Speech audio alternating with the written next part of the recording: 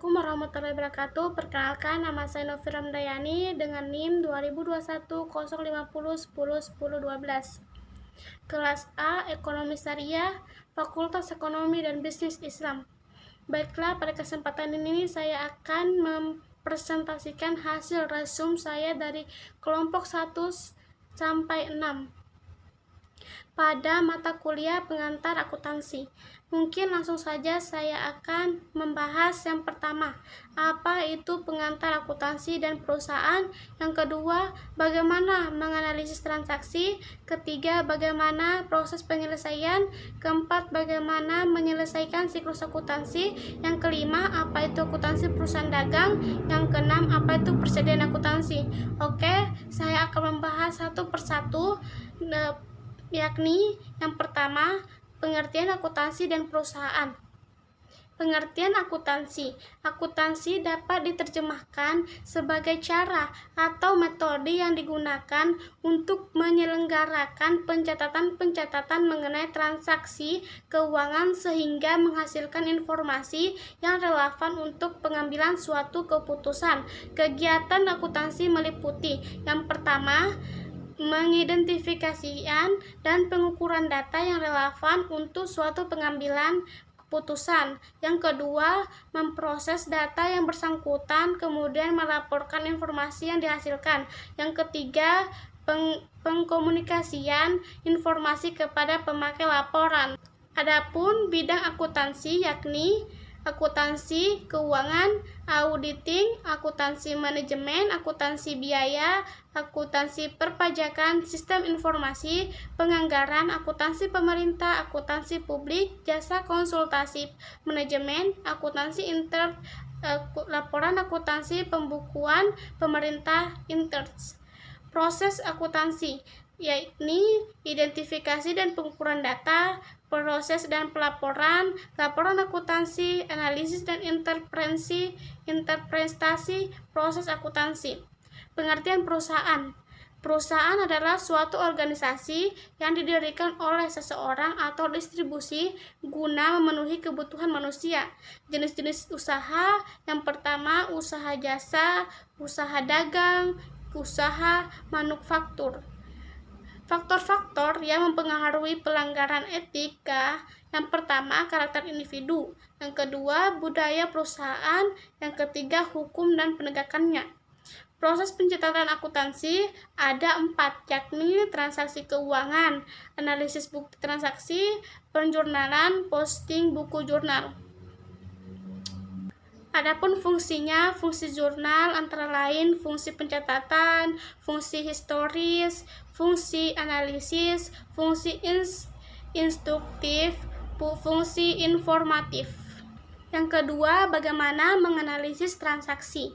Menganalisis transaksi. Pengertian analisis transaksi. Analisis transaksi adalah langkah awal dari diskusi siklus akuntansi. Sedangkan menurut pengertiannya, analisis dalam transaksi adalah tingkatan memeriksa transaksi untuk memutuskan bagaimana hal itu mempengaruhi persamaan dasar akuntansi. Adapun manfaat analisis transaksi yaitu untuk mengetahui posisi keuangan periode tertentu, untuk menganalisis manfaat analisis transaksi yaitu antara lain untuk mengetahui posisi keuangan periode tertentu, untuk menganalisis kelemahan perusahaan yang ada, untuk mengetahui kelebihan perusahaan yang dimiliki, untuk mengetahui langkah lanjut pengambilan keputusan sebagai bahan evaluasi dan penilaian kerja. Macam-macam transaksi. Pertama, transaksi dalam pemilik, transaksi dalam penyediaan nilai tambah, transaksi dengan kreditor, transaksi dengan pelanggan, transaksi dengan pemasok. Cara melakukan analisis dari transaksi dalam akuntansi. Pertama, menentukan apakah transaksi akuntansi atau bukan. 2, identifikasi akun apa yang terpengaruh. 3, tentukan apa jenis akunnya. 4, tentukan akun mana yang naik turun. 5, terapkan aturan debit dan kredit setiap akun. Dan yang ketiga, bagaimana proses penyelesaian. Proses penyelesaian ada beberapa. Yang pertama, karakteristik proses penyelesaian. Yang kedua, proses penyelesaian. Yang ketiga, jenis akun yang memerlukan penyesuaian. Keempat, jurnal penyelesaian. Kelima, ringkasan proses penyelesaian. Keenam, daftar saldo disesuaikan.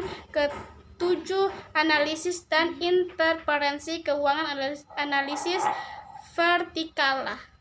Adapun pengertian jurnal penyelesaian adalah jurnal yang digunakan untuk mencatat akun buku besar yang perlu disesuaikan agar menunjukkan keadaan yang sebenarnya. Adapun siklus akuntansi, pertama, transaksi usaha, pembuatan buku asli, pencatatan dalam buku harian atau jurnal, pencatatan buku besar dan buku tambahan, neraca lajur dan jurnal penyelesaian, laporan keuangan, jurnal penutup, neraca saldo setelah penutupan. Adapun transaksi usaha, yakni kejadian yang dapat mempengaruhi posisi keuangan dari suatu badan usaha dan juga sebagai hal yang handal atau wajar untuk dicatat. Pembuatan bukti asli, adapun bukti-bukti asli yang dapat mendukung setiap terjadinya transaksi antara lain kwitansi, faktur penjualan atau pembeli, dan bukti-bukti lainnya. Baiklah, yang kelima, apa itu perusahaan dagang? Definisi akuntansi perusahaan dagang. Akuntansi perusahaan dagang atau APD adalah perusahaan yang kegiatannya menjual barang dagangan tanpa adanya proses produksi. Akuntansi perusahaan dagang memiliki fungsi pada prinsipnya adalah sebagai jembatan antara perusahaan penghasil barang dengan konsumsi baik secara langsung maupun tidak langsung. Perusahaan dagang memiliki perbedaan penghitungan akuntansi dengan perusahaan jasa, di mana perbedaan tersebut akan mempengaruhi seluruh perhitungan akun perusahaan secara umum.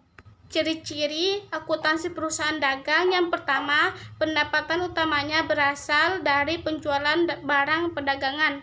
Yang kedua, biaya utamanya berasal dari harga pokok barang yang terjual dan biaya usaha lainnya. Yang ketiga, sebagai perantara antara produser dan konsumen. Yang keempat, antara barang yang dibeli dan barang yang dijual tidak ada perubahan. Yang kelima, tujuan utamanya mencari laba dan menjual barang dengan harga lebih tinggi dibanding harga belinya. Tujuan akuntansi secara khusus adalah untuk menyediakan informasi dalam bentuk laporan yang memuat posisi keuangan, hasil usaha, dan perubahan posisi keuangan lainnya secara wajar sesuai prinsip akuntansi berterima umum atau PABU. Pengertian laporan keuangan. Laporan keuangan adalah hasil akhir dari proses pencatatan transaksi keuangan suatu perusahaan yang menunjukkan kondisi keuangan perusahaan tersebut pada satu periode akuntansi dan merupakan gambaran umum mengenai kinerja suatu perusahaan. Adapun tujuan laporan keuangan antara lain memberikan informasi yang terpercaya tentang sumber-sumber ekonomi dan kewajiban perusahaan. Kedua, kekayaan bersih yang berasal dari kegiatan usaha dalam mencari laba. Ketiga, menaksir informasi keuangan yang dapat digunakan untuk menaksir potensi perusahaan dalam menghasilkan laba. Keempat, memberikan informasi yang diperlukan lainnya tentang perubahan harta dan kewajiban.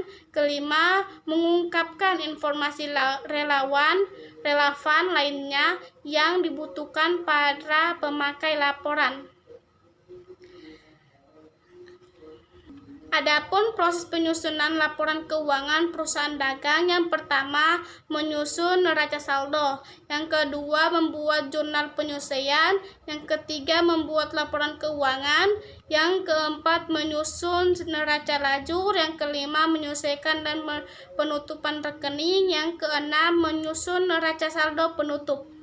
Baiklah, yang terakhir, apa itu persediaan akuntansi? Pengertian persediaan akuntansi.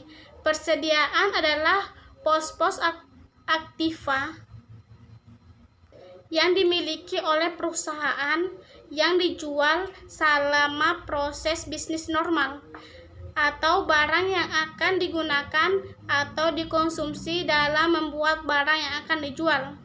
Jenis-jenis persediaan. Berikut jenis-jenis persediaan menurut para ahli. Persediaan menurut Baridwan 2018. Pertama, bahan baku dan penolong. Kedua, supplies publik. Ketiga, barang dan proses produk selesai. Dan persediaan menurut STIK 2009. Bahan baku, bahan dalam proses, barang jadi. Metode pencatatan persediaan akuntansi. Metode biaya persediaan dalam sistem persediaan perpetual. Pencatatan persediaan dilakukan secara terus-menerus sehingga harga pokok penjualan dan nilai penjualan dapat diketahui setiap saat. Sedangkan dalam metode biaya persediaan dalam sistem persediaan periodik atau fisik, persediaan harga pokok penjualan dan perhitungan fisik, persediaan dilakukan setiap akhir periode akuntansi. Metode penilaian persediaan. Metode penilaian persediaan ada 3, yaitu FIFO, LIFO, average. Pengaruh metode penilaian persediaan.